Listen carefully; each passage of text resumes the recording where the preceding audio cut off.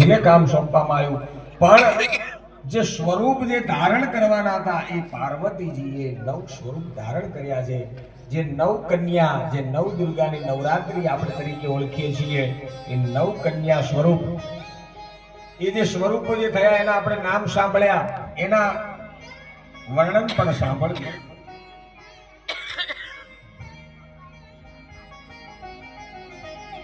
પ્રથમમ શૈલીપુત્રી ચ, પહેલું નામ શું છે? બધા બોલજો, શૈલીપુત્રી માતા. એટલે તમારી દીકરી હોય અને એ જ્યાં સુધી બોલતા ના આવડે ને ત્યાં સુધી એને શૈલીપુત્રી કહેવાય. ત્યાં સુધી સાક્ષાત એ શૈલીપુત્રીનું સ્વરૂપ, એ બાળ સ્વરૂપ, એ બાળ કુંવારી કન્યાનું સ્વરૂપ જ કહેવામાં આવે. જ્યાં સુધી એને ભણવા ન બેસાડો, બોલતા ના આવડે ત્યાં સુધીની જે દીકરી હોય એને શું કહેવાય? પહેલું નોરતું. એટલે આપણે ગમે ત્યારે આપણે કુંવારીના જ પગ ધોઈએ, કુંવારી પહેલા આપણે આગળ એના હાથથી ચાંદલા કરાવડાવીએ, કુંવારસી પહેલા એમ.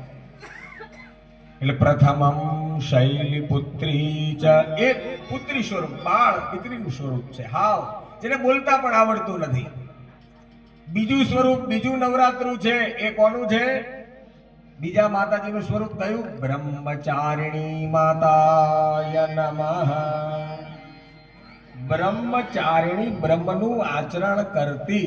એટલે તમે તમારી દીકરીને ભણવા બેસાડો, વિદ્યારંભ સંસ્કાર કરવા મોકલો, ત્યારે જે પહેલી વારે ભણવા જાય ત્યારે એનું સ્વરૂપ, એનો તમે ફોટો પાડી લો, એનું સ્વરૂપ હોય એ કોના જેવું હોય? બ્રહ્મચારિણી જેવું સ્વરૂપ હોય. તૃતીયમ ચંદ્ર ઘંટેતિ, તૃતીય જે સ્વરૂપ છે એ ચંદ્રઘંટા માતાનું સ્વરૂપ છે.